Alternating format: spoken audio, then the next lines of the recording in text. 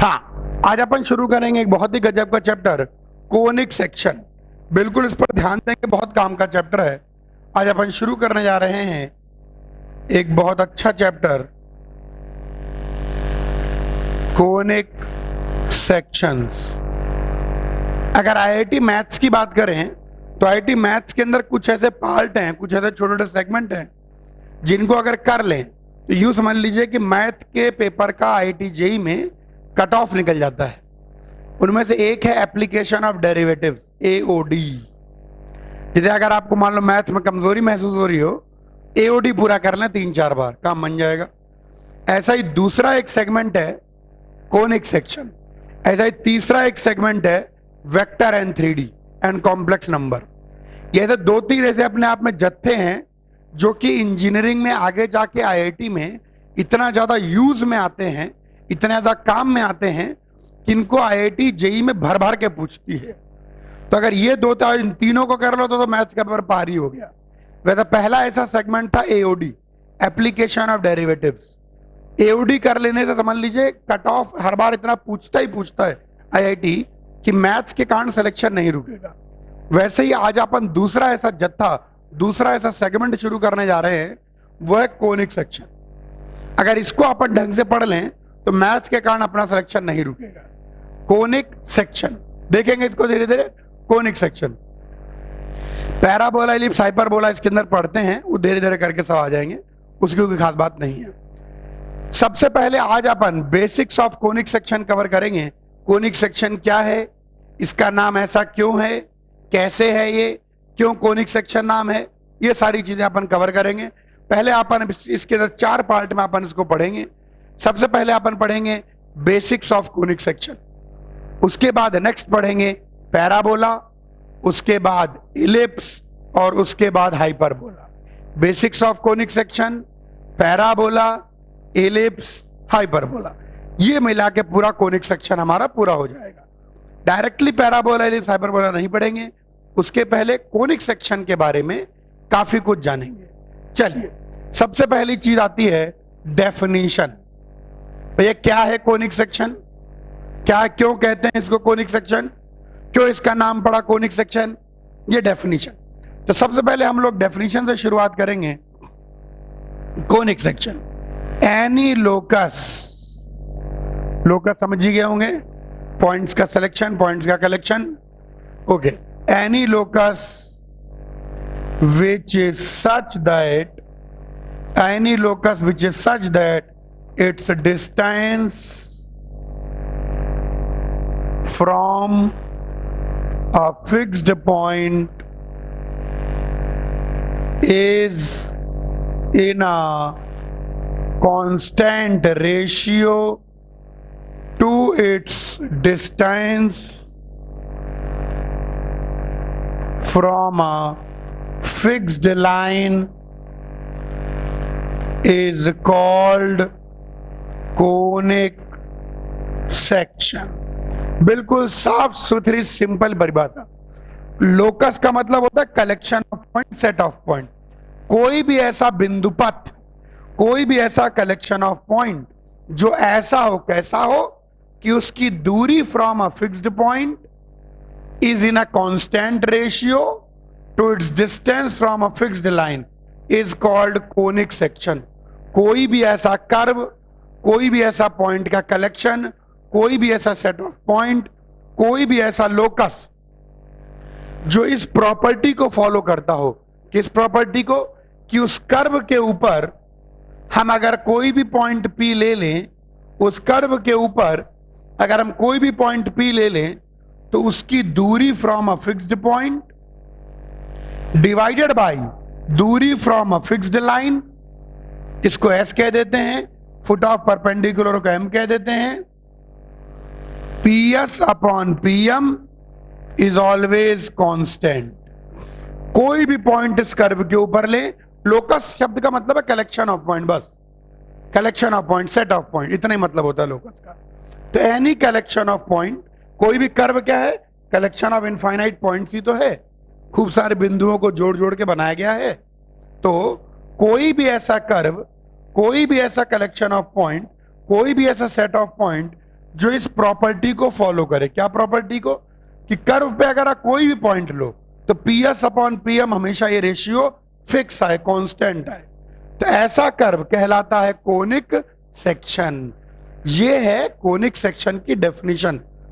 कोई भी ऐसा कर्व जिस कर्व में अगर आप कोई भी पॉइंट ले लें तो PS upon PM, PS upon PM, PS upon PM, PS upon PM सारे के सारे कांस्टेंट निकल के आए, एक ही कांस्टेंट निकल के आए, तो वो पर्टिकुलर कर्व कहलाएगा कोनिक सेक्शन। यहां पर कुछ नाम, जो फिक्स्ड पॉइंट होता है ये कहलाता है फोकस, और इसको S से डिनोट करते हैं। फिक्स्ड पॉइंट क्या कहलाता है? Focus of this conic section. जो फिक्स्ड लाइन होती है वो कहलाती है डायरेक्ट्रिक्स, इसको L से डिनोट करते हैं। ये डायरेक्ट्रिक्स, जो फिक्स्ड लाइन है वो कहलाती है डायरेक्ट्रिक्स। कांस्टेंट रेशियो कहलाता है इसेंट्रिसिटी, और इसको E से डिनोट करते हैं। Constant ratio is known as eccentricity and it is denoted by E। और ये जो प्रॉपर्टी है, PS upon PM is equal to constant, ये प्रॉपर्टी कहलाती है focal directrix property. Focal directrix property कहते हैं। फोकल डायरेक्ट्रिक्स प्रॉपर्टी का मतलब कि PS upon PM always eccentricity के बराबर।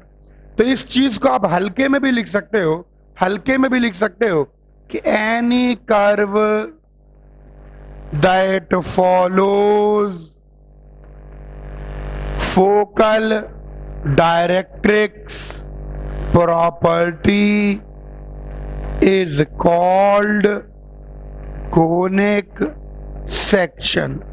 कोई भी कर्व जो फोकल डायरेक्ट्रिक्स प्रॉपर्टी को फॉलो करेगा वह कोनिक सेक्शन कहलाएगा।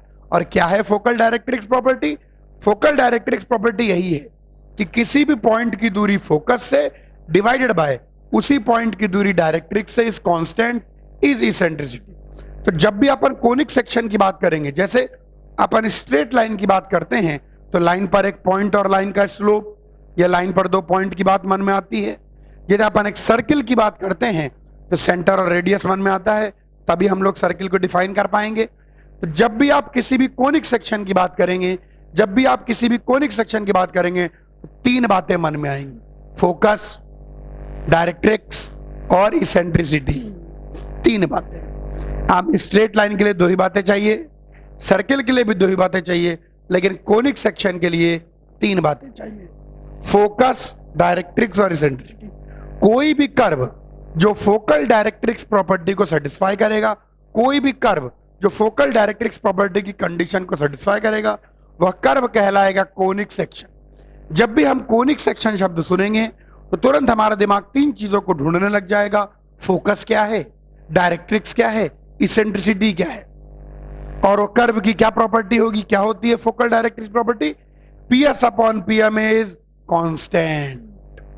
ये हो गई कोनिक सेक्शन की डेफिनेशन। लेकिन इस डेफिनेशन में ऐसा तो कुछ कहा नहीं है कि फोकस डायरेक्ट्रिक्स से दूर होना चाहिए या फोकस डायरेक्ट्रिक्स के ऊपर नहीं हो सकता, ऐसा कुछ नहीं कहा है। डेफिनेशन में बस एक फोकस और एक डायरेक्ट्रिक्स का जिक्र है। कॉपी करो तो आगे बढ़े। हाँ, तो कोनिक सेक्शन की डेफिनेशन अपन लोगों ने देख ली। आइए कोनिक सेक्शन की डेफिनेशन को थोड़ा और बारीकी से देखें और उसके बारे में और बातें जानें। अब मैं सेकंड पॉइंट लेने जा रहा हूं। सेकंड पॉइंट में बताता हूं different curves represented by focal directrix property. अलग अलग कर्व जो फोकल डायरेक्ट्रिक्स प्रॉपर्टी से रिप्रेजेंट हो सकते हैं। भाई फोकल डायरेक्ट्रिक्स प्रॉपर्टी तो हमको पता है, फोकल डायरेक्ट्रिक्स प्रॉपर्टी है PS upon PM equal to E। ये फोकल डायरेक्ट्रिक्स प्रॉपर्टी है। आइए जरा जाने कि जो फोकल डायरेक्ट्रिक्स प्रॉपर्टी है ये किन अलग अलग कर्वों को रिप्रेजेंट करती है। देखो इसके अंदर दो अलग अलग केस बनते हैं। पहला केस बनता है कि फोकस लाइज ऑन डायरेक्ट्रिक्स, और दूसरा केस बनता है कि focus does not lie on directrix. दो बातें हो सकती हैं। क्या है जो कोनिक सेक्शन की डेफिनेशन है? कोनिक सेक्शन की डेफिनेशन में ऐसा कुछ भी नहीं गिवन है कि फोकस डायरेक्ट्रिक्स के ऊपर हो या फोकस डायरेक्ट्रिक्स के ऊपर ना हो। कोनिक सेक्शन की डेफिनेशन में ऐसा कुछ भी नहीं गिवन है कि फोकस डायरेक्ट्रिक्स के ऊपर होना ही चाहिए या फोकस डायरेक्ट्रिक्स पर नहीं ही होना चाहिए। तो यानी उसकी डेफिनेशन को देखकर हम ये कह सकते हैं कि अगर डायरेक्ट्रिक्स के ऊपर है तो भी कोई दिक्कत नहीं है, क्योंकि डेफिनेशन में कोई कंडीशन गिवन नहीं है, और डायरेक्ट्रिक्स के ऊपर नहीं है तो भी कोई दिक्कत नहीं है। फोकल डायरेक्ट्रिक्स प्रॉपर्टी तो बस इतना ही कहती है कि PS अपॉन PM E हो जाए, पॉइंट की दूरी फोकस से डिवाइड बाय पॉइंट की दूरी डायरेक्ट्रिक्स से फिक्स हो जाए, बस कांस्टेंट, इतना ही कहती है, उसके आगे कुछ नहीं कहती। और कोई भी कर्व जो फोकल डायरेक्ट्रिक्स प्रॉपर्टी को सेटिस्फाई करेगा और कोई भी कर्व जो फोकल डायरेक्ट्रिक्स प्रॉपर्टी को सेटिस्फाई करेगा वो कोनिक सेक्शन कहला देगा। अब देखिए इसके अंदर दो केसेस होंगे, इसके अंदर दो बातें होंगी, या तो फोकस लाइज ऑन डायरेक्ट्रिक्स या focus does not lie on directrix. अगर फोकस डायरेक्ट्रिक्स के ऊपर लाई करेगा तो आपको मिलेगा D generate conic. D generate conic का मतलब है basically pair of straight lines.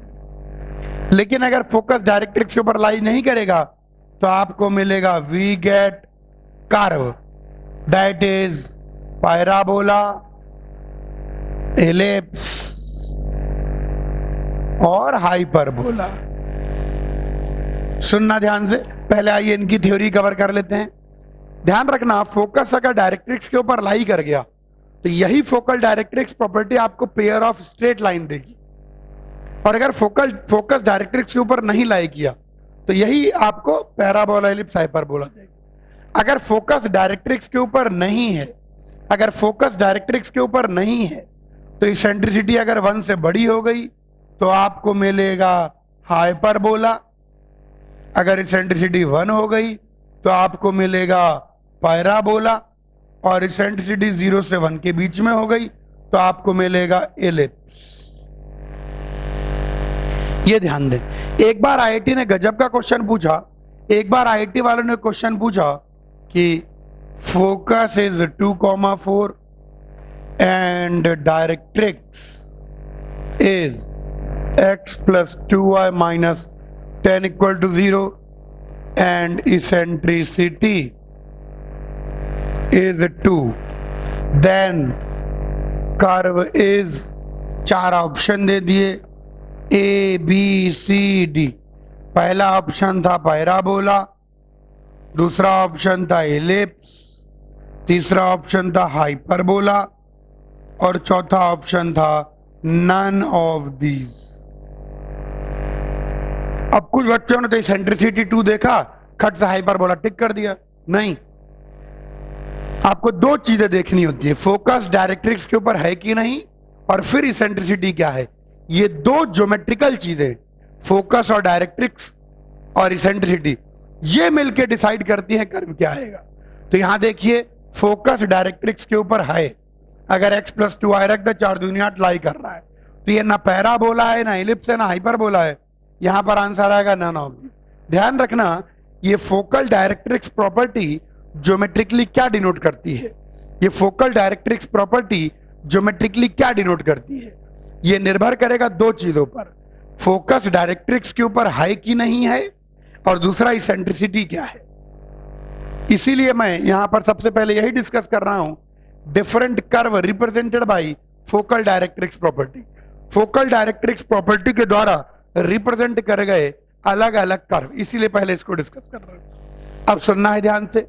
अब मैंने यहां समझा दिया, अगर फोकस डायरेक्ट्रिक्स के ऊपर नहीं है तो इस बार आपको कर्व मिलेगा, पैराबोला, एलिप्स, हाइपरबोला, और वो आप इसेंट्रिसिटी देख के फटाफट बता सकते हैं। अब आइए इसको थोड़ा डिटेल में समझाऊं। अगर फोकस लाइज ऑन डायरेक्ट्रिक्स, सोचो फोकस डायरेक्ट्रिक्स के ऊपर है, जरा सा दिमाग लगाओ, सपोज करो इसेंट्रिसिटी 1 हो जाए। अब जरा जो मैं कहूंगा सब बच्चे उस पर ध्यान देंगे, समझने की कोशिश करेंगे। ध्यान सुने, मान लीजिए डायरेक्ट्रिक्स है और फोकस डायरेक्ट्रिक्स के ऊपर है, ये फोकस है डायरेक्ट्रिक्स के ऊपर है, अब आप जरा सी एक बात समझिए, जब अपन पीएम की बात करते हैं, जब अपन पॉइंट की फोकस से दूरी की बात करते हैं, तो दो पॉइंटों के बीच की दूरी है, डिस्टेंस फॉर्मूला से आएगी। लेकिन जब आप पीएम की बात करते हैं तो पॉइंट की डायरेक्ट्रिक्स से, पॉइंट की लाइन से दूरी है। तो पॉइंट की अगर लाइन से दूरी की बात आएगी तो कैसी दूरी? परपेंडिकुलर दूरी, परपेंडिकुलर दूरी। अब एक कॉमन सेंस लगाइए। कॉमन सेंस बहुत अनकॉमन है, इनफैक्ट उसका नाम मैं तो अनकॉमन सेंस रखना चाहता हूं। सुनो ध्यान से, ये डायरेक्ट्रिक्स और ये फोकस है। अब की बार हम केस ले रहे हैं कि फोकस डायरेक्ट्रिक्स के ऊपर लाई कर रहा है। सोचो कोई भी पॉइंट आप पी ले लो, एक बार कोई भी पॉइंट पी ले लो, तो पीएस और पीएम को जब आप देखोगे ना, तो एवरी टाइम आपको राइट एंगल ट्रायंगल मिलेगा और पीएस इसकी हाइपोटेन्यूज मिलेगी। In this case PSM will always form a right angled triangle with PS as its hypotenuse। ये सोचने की बात है, जहां PS क्या बनेगा उसका हाइपोटेन्यूज बनेगा। आप कोई भी पॉइंट इस लाइन पर ले लें, पर कोई भी पॉइंट बाहर ले, वहां से लाइन पर अगर परपेंडिकुलर डालेंगे तो 90 डिग्री बनेगा, तो पीएस हमेशा उसकी हाइपोटेन्यूज ही बनेगी।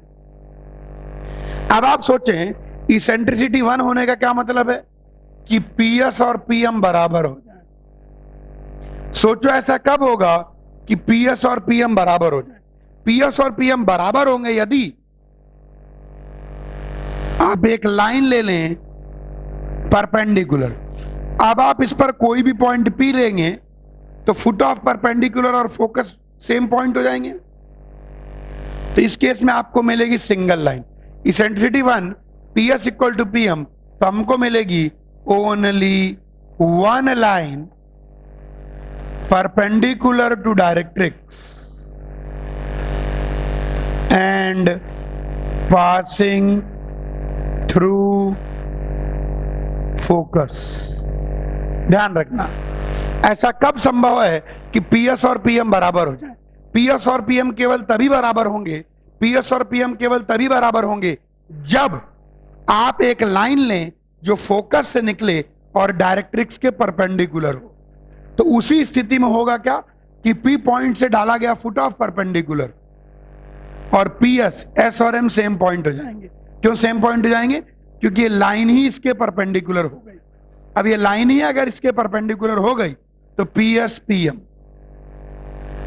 ये इस प्रकार से ये हो गया। अब सवाल उठता है गुरुजी अगर इसेंट्रिसिटी 0 से 1 हो जाए तो नो लोकस, ऐसा कोई पॉइंट संभव ही नहीं होगा। क्यों? क्योंकि पीएस अगर हाइपोटेन्यूज के बराबर है, देखो अब ट्रायंगल तो रहा नहीं यहां पर, इस चीज का मतलब हो गया कि पीएस हमेशा पीएम से बड़ा या ज्यादा से ज्यादा ट्रायंगल खत्म करके आप बराबर कर सकते हो। जब पीएस इक्वल टू पीएम होगा तो ट्रायंगल नहीं बचेगा। सोचिए, समझिए, अगर इसेंट्रिसिटी ग्रेटर देन 1 हो गई, अब की बार आपको मिलेगी दो लाइन, 2 लाइंस। अब आप बोलेंगे गुरुजी 2 लाइंस कैसे मिल रही हैं? 2 लाइंस कैसे मिल रही है मैं समझाता हूं। पीएस अपॉन पीएम का रेशियो फिक्स है। मान लीजिए अपन मान लेते हैं कि पीएस अपॉन पीएम का रेशियो ई है। अब ई होता ही है तो मानना क्या है? अब देखो जरा ध्यान से, सिमेट्रिकली अगर एक लाइन ऊपर की ओर मिलेगी तो अब देखो पीएस अपॉन पीएम को देखें तो पीएस अपॉन पीएम, ये जो इसेंट्रिसिटी यहां पर लिखी हुई है, अगर पीएम अगर किसी एंगल को लाइन के साथ डायरेक्ट्रिक्स के साथ बनने वाले एंगल को थीटा मान लें, तो ई को अगर ध्यान से देखें साइन थीटा कितना होता है? PM upon PM. तो ये चीज बेसिकली कोसेक थीटा लिखी हुई है। तो एक लाइन अगर थीटा एंगल पर ऊपर की ओर आएगी तो रंग बदल के बता देता हूं, एक लाइन इसी थीटा एंगल पर नीचे की ओर आ जाएगी। तो एक लाइन और 2 लाइन,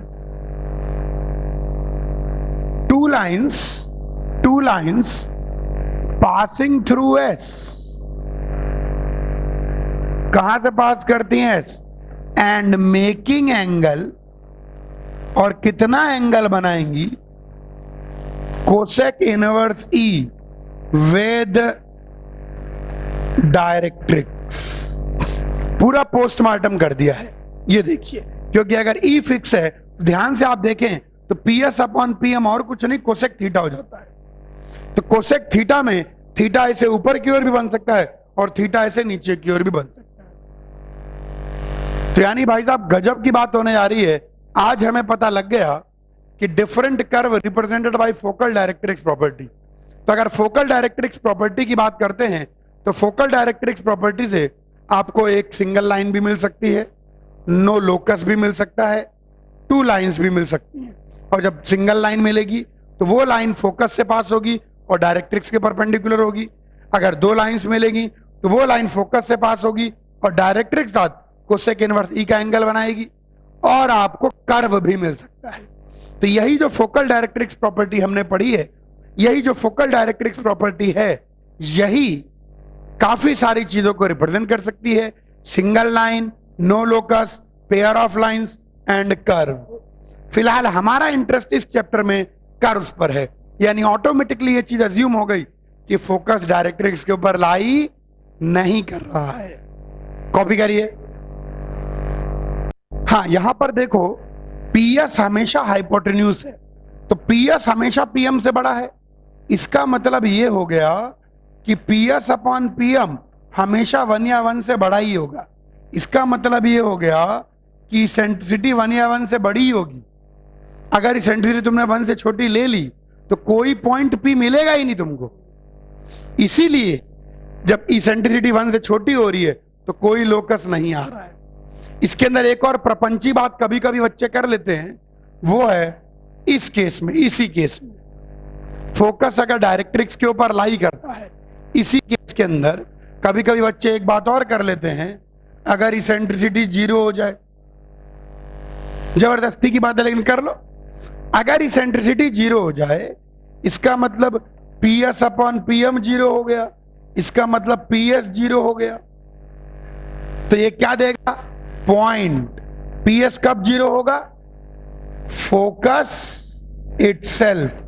पीएस कब 0 होगा? जब पी पॉइंट खुद फोकस हो जाए। तो इस केस में पॉइंट को रिप्रेजेंट करता है। बाय द वे दो डिस्टेंसेस का रेशियो 0 नहीं करते हैं कभी, लेकिन फिर भी कोई बोल दे सेंट्रिसिटी 0 तो भाई ठीक है, पॉइंट को रिप्रेजेंट कर रहा है। तो देखो फोकल डायरेक्ट्रिक्स प्रॉपर्टी कितनी गजब की है, पॉइंट को भी रिप्रेजेंट करती है, नो लोकस भी रिप्रेजेंट करती है, सिंगल लाइन भी, पेयर ऑफ लाइंस भी और कर्व भी, सब कुछ। कॉपी करो। तो अपन ने कोनिक सेक्शन की डेफिनेशन पढ़ ली। जब भी हम कोनिक सेक्शन शब्द सुनेंगे तो हमारे दिमाग में खट से 3 बातें कनकनाएंगी। इसेंट्रिसिटी क्या है, फोकस क्या है, डायरेक्ट्रिक्स क्या है। अब आपको फोकस और डायरेक्ट्रिक्स अगर गिवन होगा तो आप फोकस को डायरेक्ट्रिक्स पर रख के देख लेंगे कि फोकस डायरेक्ट्रिक्स के ऊपर लाई करता है कि फोकस डायरेक्ट्रिक्स के ऊपर लाई नहीं करता है, वो कोई खास बात नहीं है। अब तीसरी इंपॉर्टेंट बात जो मैं करने जा रहा हूं, जनरल सेकेंड डिग्री इक्वेशन को देखें। General second degree equation in 2 variable. आइए बात करें general second degree equation in 2 variables and what all geometry it represents। आइए जनरल सेकेंड डिग्री इक्वेशन, जब आप स्ट्रेट लाइन के चैप्टर में पेयर ऑफ स्ट्रेट लाइन पढ़ रहे थे तो जनरल सेकेंड डिग्री इक्वेशन से आपकी मुलाकात हुई थी। जब आप स्ट्रेट लाइन के चैप्टर में पेयर ऑफ स्ट्रेट लाइन पढ़ रहे थे तो जनरल सेकेंड डिग्री इक्वेशन से में आपकी मुलाकात हुई थी जनरल सेकेंड डिग्री इक्वेशन से। जनरल सेकेंड डिग्री इक्वेशन ये है ax² plus 2hxy plus by² plus 2gx plus 2fy plus c = 0। ये है आपकी general second degree equation in 2 variable. यही है general second degree equation in 2 variable. अब ये general second degree equation in 2 variable आ गई, तो ये अलग अलग परिस्थितियों में, अलग अलग कंडीशन में बहुत अलग अलग ज्योमेट्री को रिप्रेजेंट करेगी। आइए वो सारी कंडीशन बताएं, ताकि अगर कोई भी सेकेंड डिग्री इक्वेशन आंखों के सामने लिखी हो तो अब एग्जैक्टली बता दें कि ये क्या रिप्रेजेंट करती है। अगर कोई भी सेकेंड डिग्री इक्वेशन इन टू वेरिएबल लिख दूं तो आप खट से बता देंगे क्या रिप्रेजेंट करती है। इसके साथ जुड़ी हुई एक बहुत इंपॉर्टेंट चीज होती है डेल्टा। डेल्टा मतलब ABC plus 2FGH minus AF square minus BG square minus CH। इसको डिटरमिनेंट फॉर्म में ऐसे भी लिख सकते हैं,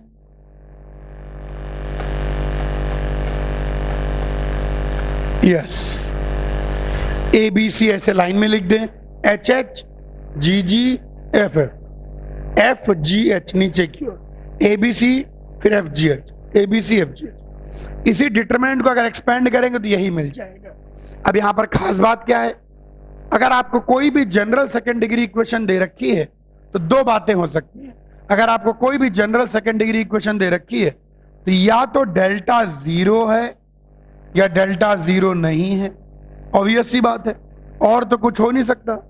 जब भी आपको कोई भी सेकेंड डिग्री इक्वेशन इन टू वेरिएबल दिया जाए, जब भी आपको कोई भी सेकेंड डिग्री इक्वेशन इन टू वेरिएबल दिया जाए तो आप सबसे पहले ये देखेंगे कि डेल्टा 0 है कि डेल्टा 0 नहीं। अगर डेल्टा 0 है तो gives degenerate conic, that is pair of straight lines, that is focus lies on directrix. दो ही बातें होंगी, या तो डेल्टा 0 होगा, डेल्टा कहां से आए इसके चक्कर में ना पड़े, या तो डेल्टा 0 होगा या डेल्टा 0 नहीं होगा। अगर डेल्टा 0 है तो ये एक डीजेनरेट कोनिक देता है, यानी ये पेयर ऑफ स्ट्रेट लाइन, यानी focus lies on directrix. Delta not 0 तो ये gives curves, that is focus does not lie on directrix. बिल्कुल ध्यान देना है, यहां पर ध्यान देना है। डेल्टा जो है वो फोकस और डायरेक्ट्रिक्स की परपेंडिकुलर डिस्टेंस से कनेक्टेड है। डेल्टा, बहुत सारे बच्चे यूं सोचते हैं कि delta is the perpendicular distance between focus and directrix. No, delta is not the perpendicular distance between focus and directrix. Delta जो है फोकस और डायरेक्ट्रिक्स से कनेक्टेड है, फोकस और डायरेक्ट्रिक्स की परपेंडिकुलर दूरी से। डेल्टा अगर 0 है तो इसका मतलब फोकस डायरेक्ट्रिक्स के ऊपर है, डेल्टा अगर 0 नहीं है तो इसका मतलब फोकस डायरेक्ट्रिक्स के ऊपर नहीं। अगर फोकस डायरेक्ट्रिक्स के ऊपर है तो ये पेयर ऑफ लाइंस देगा, और फोकस डायरेक्ट्रिक्स के ऊपर नहीं है तो एक कर्व देगा। डेल्टा की टेस्टिंग से ये समझ में आ जाता है कि क्या मिलेगा, लेकिन इतना ही नहीं, और आगे देखो। अगर H square greater than A B तो आपको मिलते हैं 2 डिस्टिंक्ट लाइंस। अगर H square equal to A B तो आपको मिलते हैं 2 पैरेलल लाइंस, और अगर H square less than A B तो 2 इमेजिनरी लाइंस। यहां पर अगर H square greater than A B तो आपको मिलता है हाइपरबोला। अगर H square equal to A B तो आपको मिलता है पैराबोला, और अगर H square less than A B तो आपको मिलता है एलिप्स। तो डेल्टा को देखकर और एच स्क्वायर और ए बी के रिलेशन को देखकर, डेल्टा को देखकर और एच स्क्वायर और ए बी के रिश्ते को देखकर आप एग्जैक्टली बता सकते हो कि ये जो सेकेंड डिग्री इक्वेशन है ये दो वेरिएबल में क्या क्या रिप्रेजेंट करती है, what all it represents, what all it represents. ये सेकेंड डिग्री इक्वेशन। सबसे पहले डेल्टा फाइंड आउट करना है। इस डेल्टा का डेरिवेशन क्वाड्रेटिक इक्वेशन के चैप्टर में है कि डेल्टा आता कैसे है, लेकिन यहां वो डेरिवेशन काम का नहीं है, यहां हम कोऑर्डिनेट ज्योमेट्री पर एम्फसाइज कर रहे हैं। कोई भी अगर सेकेंड डिग्री की इक्वेशन दे दूं मैं आपको, कोई भी अगर सेकेंड डिग्री की इक्वेशन दे दूं मैं आपको, तो आप खट से पता लगा सकते हैं कि what does this represent. Copy करो तो क्वेश्चन करें। हाँ, एक और चीज देखें, डेल्टा जब 0 नहीं है और इन कंडीशन के अलावा ये जो अपना एक्सप्रेशन है ये सर्किल को भी रिप्रेजेंट कर सकता है। कब सर्किल को रिप्रेजेंट करेगा? सर्किल के लिए अलग से कंडीशन आएगी, h आपका 0 होना चाहिए and a equal to b होना चाहिए। h अगर 0 है और a और b बराबर है तो इस केस में रिप्रेजेंट करेगा सर्किल को। यानी यह जो पर्टिकुलर सेकेंड डिग्री की दो वेरिएबल की इक्वेशन है, सेकेंड डिग्री दो वेरिएबल की, यह पेयर ऑफ लाइंस को भी रिप्रेजेंट कर सकती है, कर्व को भी रिप्रेजेंट कर सकती है और सर्किल को भी रिप्रेजेंट कर सकती है। लेकिन ध्यान देना कि सर्किल की रिप्रेजेंटिंग की कंडीशन इलिप्स, पैराबोला और हाइपरबोला की रिप्रेजेंटिंग की कंडीशन से बिल्कुल अलग है। x इंटू वाई का टर्म नहीं होना चाहिए और एक्स स्क्वायर और वाई स्क्वायर का कोफिशिएंट बराबर होना चाहिए। तो यही इक्वेशन सर्किल को भी रिप्रेजेंट कर देगी। कॉपी करिए।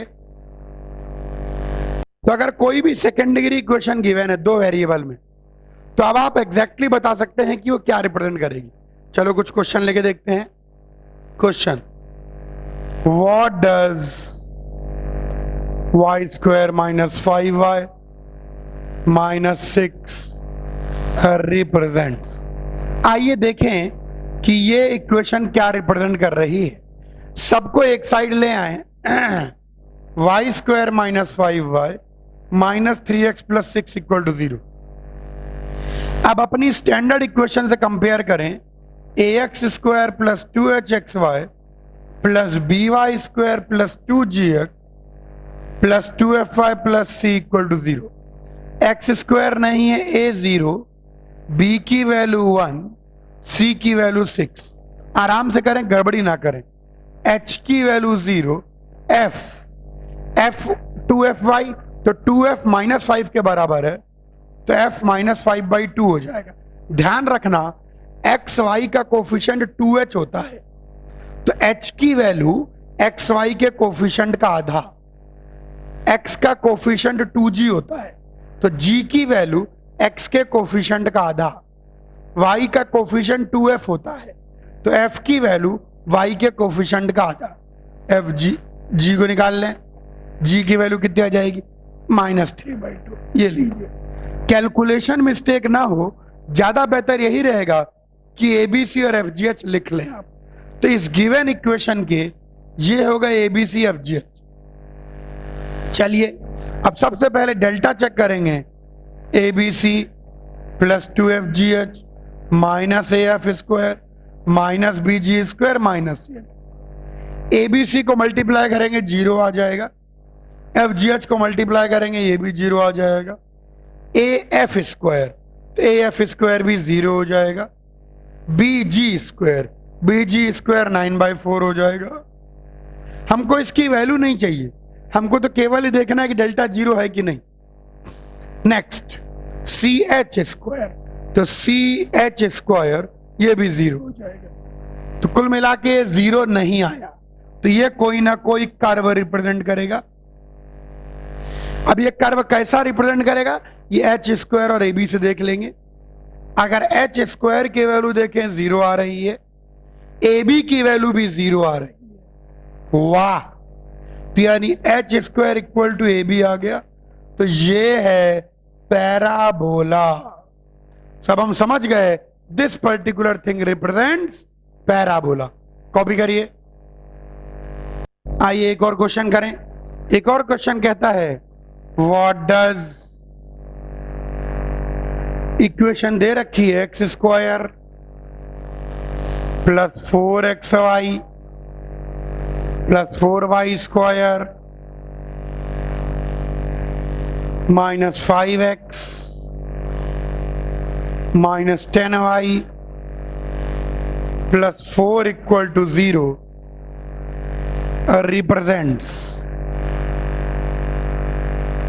पता लगाना है कि यह इक्वेशन क्या रिप्रेजेंट करती है। अब आप देखिए कि कोई भी अगर second degree equation in 2 variable आ गई, अगर कोई भी second degree equation in 2 variable आ गई, तो आप बड़े आराम से बता सकते हैं कि वो क्या रिप्रेजेंट करती है। चलो देखते हैं। X square plus 4xy plus 4y square minus 5x minus 10y plus 4।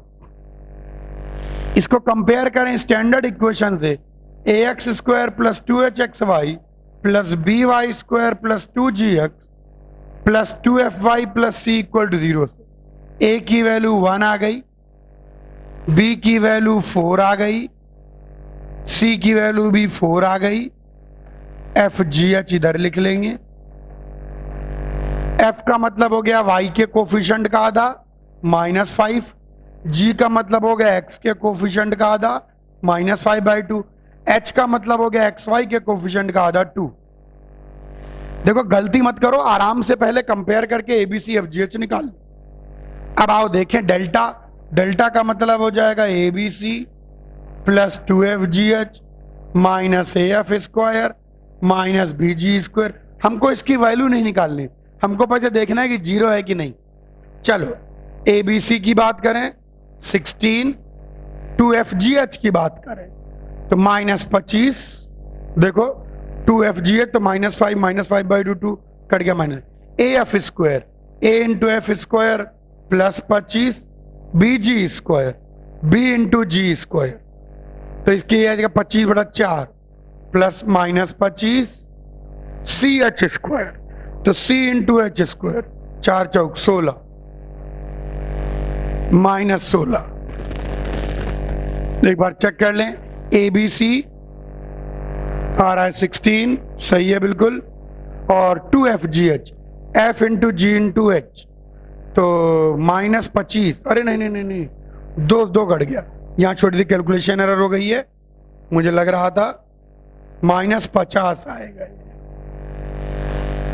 है ना। तो FGH plus 2fgh plus 50 FGH सही है, minus AF square minus sign के साथ लग रहा था गड़बड़ हो गई है, -25 minus BG square G square minus sign बाहर, C है बिल्कुल, ये आ गया निकल के। आओ देखो कि ये 0 आ रहा है क्या, अरे हाँ भाई, तो इसकी वैल्यू 0 आ रही है, यानी पेयर ऑफ लाइंस। अब कैसी पेयर ऑफ लाइंस वो हमको पता लग जाएगा, एच स्क्वायर की वैल्यू निकाले, एच स्क्वायर की वैल्यू 4, AB की वैल्यू निकाले 4, अरे वाह बहुत ज्यादा इजी हो गया, एच स्क्वायर AB, यानी ये इक्वेशन रिप्रेजेंट करती है 2 पैरेलल लाइंस, क्योंकि delta 0 H square equal to A.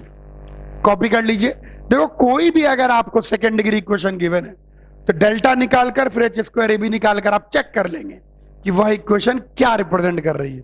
Copy करो। तो हम लोग सीख गए कि अगर कोई भी सेकेंड डिग्री की इक्वेशन गिवन हो दो वेरिएबल में, कोई भी सेकेंड डिग्री की इक्वेशन गिवन हो दो वेरिएबल में, तो आप फट से निकाल सकते हैं कि वह इक्वेशन क्या रिप्रेजेंट कर रही है। ओके, अब हम बात करेंगे फोर्थ पॉइंट की। तो हमने क्या क्या देख लिया, हमने कोनिक सेक्शन की डेफिनेशन देख ली, कोई खास बात नहीं।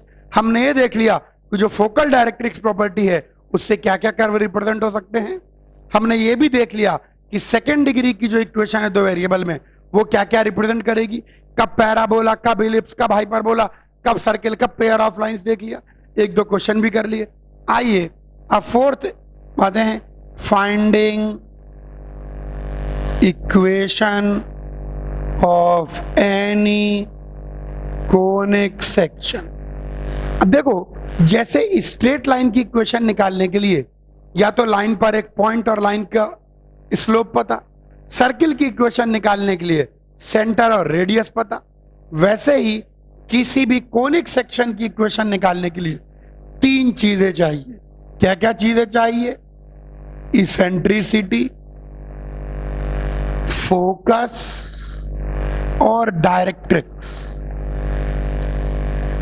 अब जैसे मैं आपको बोलूं कि भाई लाइन चाहे एक्स एक्सिस के पैरेलल हो चाहे वाई एक्सिस के पैरेलल हो, कैसी भी लाइन हो, अगर मैं आपको लाइन के ऊपर 2 पॉइंट दे दूं तो आप लाइन की इक्वेशन लिख लेंगे।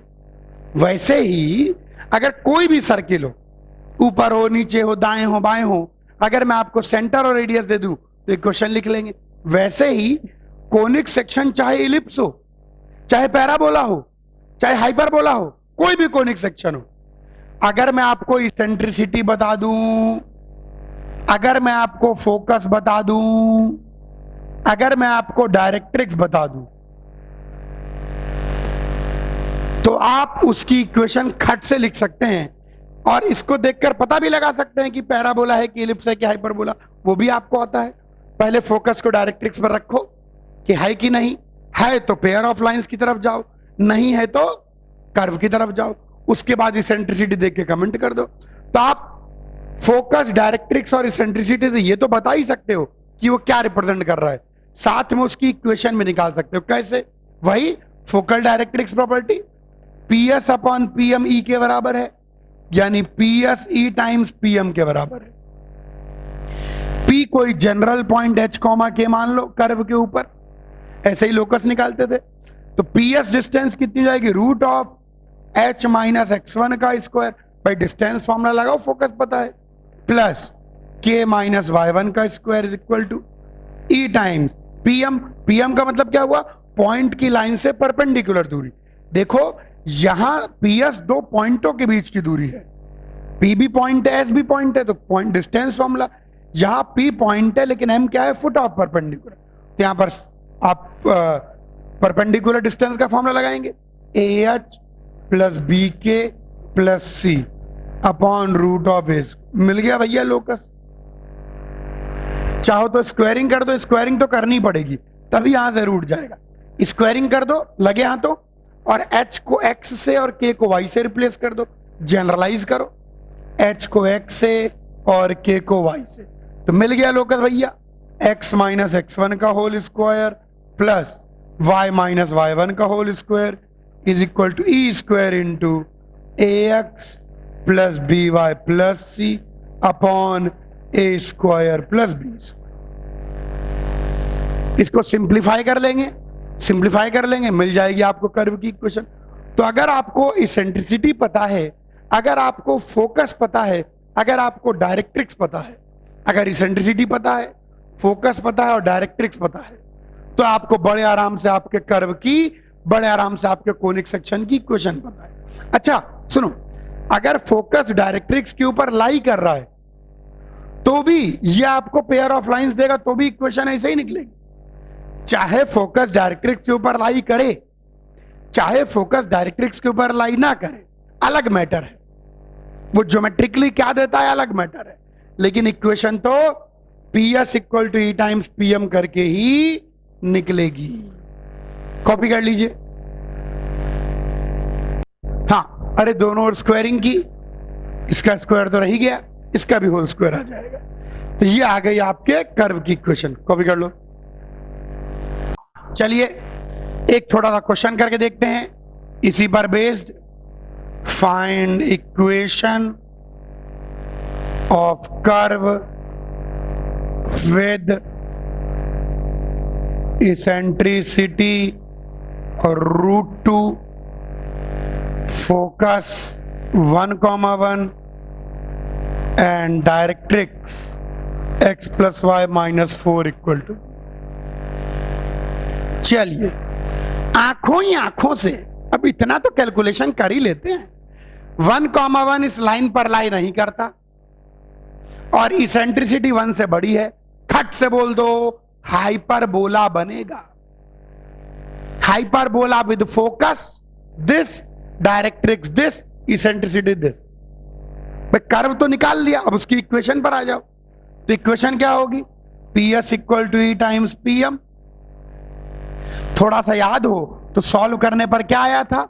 x माइनस x1 का स्क्वायर प्लस y माइनस, उसको याद कर लोगे फायदे में रहोगे, ax plus B Y plus C का whole square upon A square plus B square. थोड़ा फास्ट याद है और क्या। तो पॉइंट भी सुंदर दे रखा है, x माइनस 1 का स्क्वायर y माइनस 1 का स्क्वायर 2 इंटू लाइन की equation x plus Y minus 4 का होल स्क्वायर अपॉन 1 + 1। कट गया, ये मिल गया।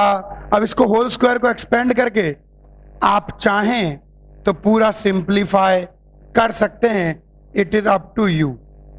ये दिस, इसको सिंप्लीफाई कर ले होल स्क्वायर खोलकर, तीनों होल स्क्वायर खोल दें, कुछ x स्क्वायर कट उठा के सिंपल सी क्वेश्चन है। तो ये हो गई उस कर्व की इक्वेशन, और हम जानते हैं उस कर्व की नहीं, एक ऐसे हाइपरबोला की इक्वेशन है जिसकी फोकस 1,1 है, डायरेक्ट्रिक्स ये है, एसेंट्रिसिटी √2। इजी, कॉपी कर लीजिए। बहुत दूर तक चले आए हैं कोनिक सेक्शन के अंदर। आइए 5th पॉइंट लिखें, some common terms related with every conic section. कुछ ऐसे कॉमन टर्म है, जैसे ऑर्गेनिक केमिस्ट्री वाले टीचर ऑर्गेनिक केमिस्ट्री पहले जनरल ऑर्गेनिक केमिस्ट्री पढ़ाते हैं, उसी में पढ़ा देते हैं। खैर अपन ऐसा नहीं करेंगे। अच्छा, मैं कह रहा था कुछ ऐसे कॉमन टर्म है जो हर कोनिक सेक्शन के साथ जुड़े हुए हैं। अब अगर कोनिक सेक्शन की बात चल रही है तो फोकस तो होगा ही होगा, कर्व भी होगा, डायरेक्ट्रिक्स भी कहीं ना कहीं होगा। डायरेक्ट्रिक्स ऐसे डिनोट करते हैं। कुछ ऐसे कॉमन टर्म हैं जो हर कोनिक सेक्शन के साथ जुड़े हुए हैं। इन कॉमन टर्मों को सब बच्चे देखें। जिस साइड फोकस लाई करता है वो कर्व का या कोनिक सेक्शन का इंटीरियर कहलाता है और ये एक्सटीरियर कहलाता है। सबसे पहली बात यही है कि where focus lies is called interior of conic section. ध्यान रखना, सारे कोनिक सेक्शन क्लोज्ड नहीं होते। जैसे सर्किल तो क्लोज्ड है, तो सर्किल अगर क्लोज्ड है तो ये इंटीरियर ये एक्सटीरियर। ऐसे इलिप्स भी क्लोज्ड है, लेकिन सारे कोनिक सेक्शन क्लोज्ड नहीं होते, कुछ ओपन भी है। तो ओपन में किसको इंटीरियर कहे किसको एक्सटीरियर कहे, तो मेथड सेट है। जिधर फोकस लाई करता है वो इंटीरियर होता है, वहां का पॉइंट इंटरनल पॉइंट, और जिधर फोकस लाई नहीं करता वहां का पॉइंट एक्सटर्नल पॉइंट। हर कोनिक सेक्शन फोकस के अबाउट ऐसे कर्व करता है। Every conic section curves about या अराउंड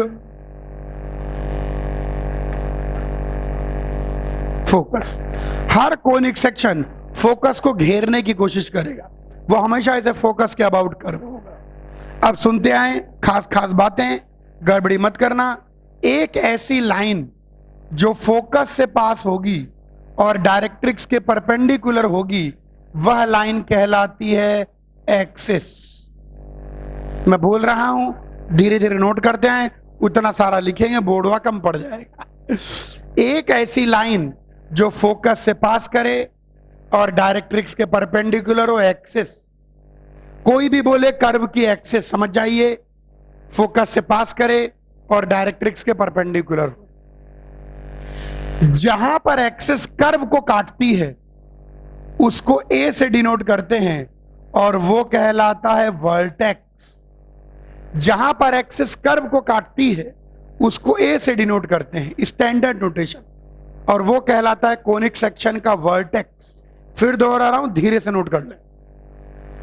जहां पर एक्सिस, वीडियो को पॉज करके भी नोट कर सकते हैं, जहां पर एक्सिस कर्व को कट करती है उस पॉइंट को कैपिटल ए स्टैंडर्ड नोटेशन है और वो कहलाता है वर्टेक्स।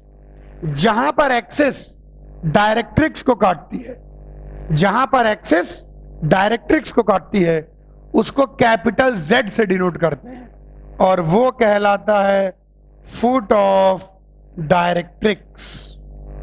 क्या कहलाता है? Foot of directrix.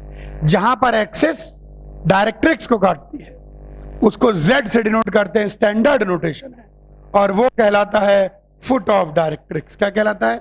Foot of directrix. ध्यान देना, ध्यान देना। आइए और बातें करेंगे, थोड़ा कर्व को बढ़ा लेते हैं, ऐसे बढ़ा लिया, कर्व तो है ही। खैर आओ और थोड़ी बातें करें। अब ध्यान देंगे, बिल्कुल ध्यान से। कोई भी कॉर्ड जो फोकस से पास करे, कोई भी कॉर्ड फोकस से कितनी कॉर्डें पास करेंगी? इनफाइनाइट कॉर्डें पास करेंगी, जितनी मन चाहे बना दो। कोई भी कॉर्ड जो फोकस से पास करे वह कहलाती है फोकल कॉर्ड। कोई भी कॉर्ड जो फोकस से पास करे वह कहलाती है, नाम पर जाइए, फोकल कॉर्ड, फोकस से पास होने वाली कॉर्ड। कोई भी कॉर्ड जो एक्सिस के परपेंडिकुलर हो, कोई भी कॉर्ड जरूरी नहीं फोकस से पास हो, कोई भी कॉर्ड जो एक्सिस के परपेंडिकुलर हो वो कहलाती है डबल ऑर्डिनेट। कोई भी कॉर्ड जो एक्सिस के परपेंडिकुलर हो वह कहलाती है डबल ऑर्डिनेट। क्या कहलाती है? Double ordinate. और एक ऐसी विशेष कॉर्ड जो फोकस से पास भी हो और परपेंडिकुलर भी हो, ऐसी तो एक ही कॉर्ड होगी इस केस में, ऐसी विशेष कॉर्ड कहलाती है लेटस रेक्टम।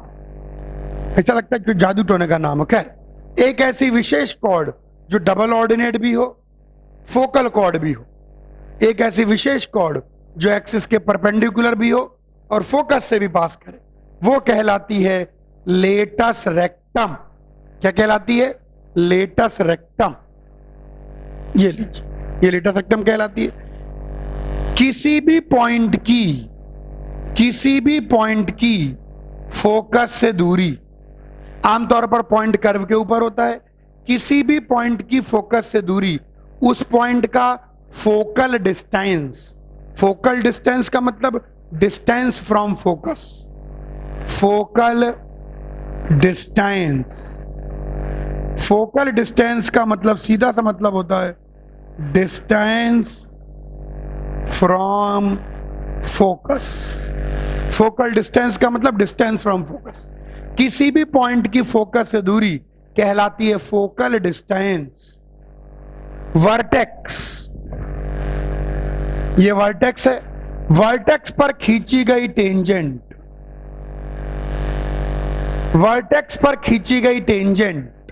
कहलाती है टेंजेंट एट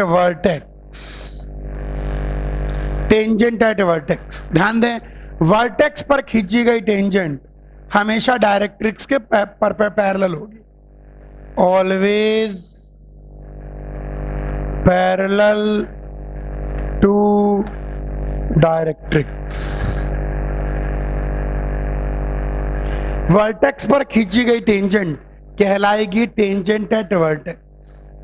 बस यही सारे नाम हैं, axis, vertex, foot of directrix, double ordinate, focal chord, latus rectum, focal distance, tangent at vertex. Copy करें, भी एक दो बातें और बची हैं, कॉपी करें।